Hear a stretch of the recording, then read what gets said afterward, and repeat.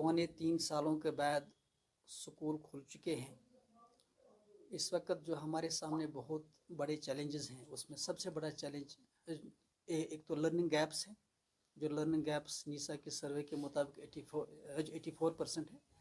और उसके साथ चूँकि बच्चे फॉर्मल स्कूलिंग ऑफलाइन स्कूल से दूर रहे, तो इस वजह से जो इनमें डेवलपमेंट होनी चाहिए वो नहीं हो पाई है। तो इस वक्त स्कूलों के सामने ग्रेड कंपेटेबिलिटी का भी इशू है कि आप किस बच्चे को किस क्लास में रखा जाए एज के हिसाब से।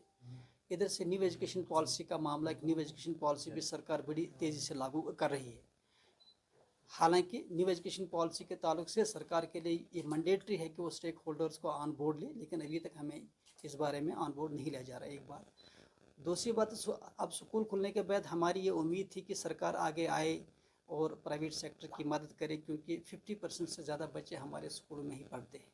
मैं बार बार कहता हूँ कि एक गरीब बच्चा जब सरकारी स्कूल में जाता है तो पूरा सिस्टम उसको सपोर्ट करता है, लेकिन जब यही गरीब बच्चा एक प्राइवेट स्कूल में जाता है तो पूरा सिस्टम हॉस्टाइल हो जाता है, जिससे इस कौम का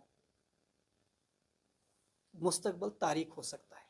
रिसेंटली ट्रांसपोर्ट रेट कार्ड के ताल्लुक से जो कंट्रोवर्सी हुई, जिसमें काफ़ी सोशल मीडिया पे ट्रोलिंग भी हो गई, हम ये जानना चाहेंगे कि मिनिमम खर्चा पर चाइल्ड पर सीट 2000 रुपये के आसपास है। अब फीस कमेटी का जो ऑर्डर आया है उसके हिसाब से वो कहते हैं कि 2019 के बाद से आपको नहीं बढ़ाना है, अब जो बढ़ाना है स्कूल खुलने के बाद वो 12% आपको बढ़ाना है जो आप ले रहे हैं। मैं फ़ीस कमेटी से पूछना चाहूँगा कि खुदारा बताइए, अगर किसी स्कूल की 800 फीस है और दूसरे स्कूल की 3000 फीस है, 800 वाले की फ़ीस हो जाएगी 900 या 800, और 3000 वाले की तकरीबन 3300 है, उसके आसपास हो जाएगी।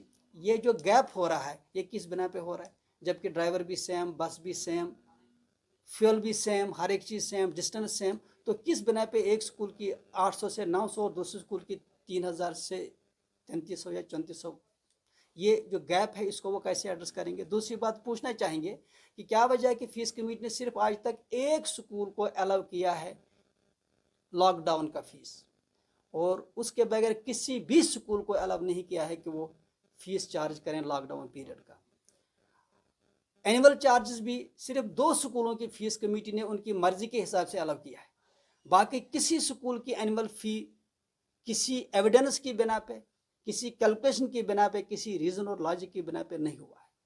सरकार ने जब लॉकडाउन स्टार्ट हुआ तो बाकायदा कमेटी बनाई थी। उस कमेटी को कहा गया था कि वो प्राइवेट स्कूलों के मुश्किलात देखे और उनको कंपनसेट करे, लेकिन आज तक उस कमेटी की कोई रिपोर्ट सामने जो नहीं आई, न किसी तरह से प्राइवेट स्कूलों को कंपनसेट किया गया।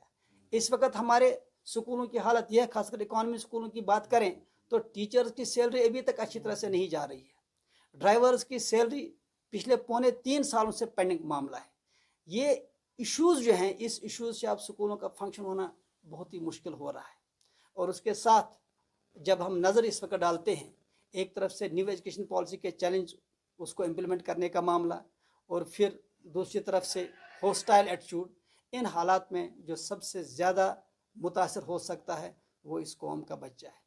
चाइल्ड एजुकेशन के लिए ज़रूरी है कि हम सब इस पर तवज्जो दें कि किसी तरह से बच्चों की तालीम मुतासर ना हो। मैं सरकार से भी यही गुजारिश करूँगा कि आखिर खुदारा जब आप दूसरे सेक्टर्स के बारे में सोचते हैं, टूरिज़म के ताल्लुक से, ट्रैवल के ताल्लुक से, या दूसरे ट्रेड वगैरह के बारे में सोचते हैं, क्या स्कूल सरकार के लिए कोई प्रायोरिटी नहीं है? आखिरकार 2.5 सालों से, पौने 3 सालों से हमारे स्कूल बंद रहे। आज तक हालत हमारी ये है कि सरकार ने अपने किसी भी, आप देखिए जो बाकायदा अगर हम जिस वक्त देखें तो आज तक सरकार ने किसी भी मीटिंग में प्राइवेट स्कूलों के मुश्किलात को डिस्कस नहीं किया। सिर्फ ऑर्डर्स आ रहे हैं कि ये फॉलो करो, वो फॉलो करो। इवन टैक्सेस जो कि एक तो कायम है, दूसरा बहुत ज़्यादा इसमें बढ़ोतरी हुई है। सैनिटेशन का जो मामला है उसकी फ़ीस जो है वो तकरीबन तिगनी हो चुकी है। R&B का इंस्पेक्शन फ़ीस वो भी तकरीबन दुगनी हो चुकी है। टैक्सेस जो कभी 7000 थे आज वो 20,000 हो चुके हैं। सारे टैक्सेस बढ़ाए हैं सरकार ने, और एजुकेशन सेक्टर इस वक्त, खासकर इकॉनमी स्कूल इस वक्त एक बहुत ही भारी बोझ के तले इस वक्त हैं। और अगर इस वक्त सरकार सोसाइटी आगे नहीं आती है तो मैं समझता हूँ कि हमारे प्राइवेट स्कूलों का फ्यूचर बहुत ही मखदूश है। रिसेंटली जो मिसाल हमारे सामने ऑर्बिट स्कूल का, बड़े शौक से वो स्कूल स्टार्ट हुआ था, लेकिन इसी फिनेंशियल क्रंच की वजह से, फ़ी कमेटी के जो है इलॉजिकल ऑर्डर्स की वजह से आखिरकार वो ऑर्बिट स्कूल बंद हो गया।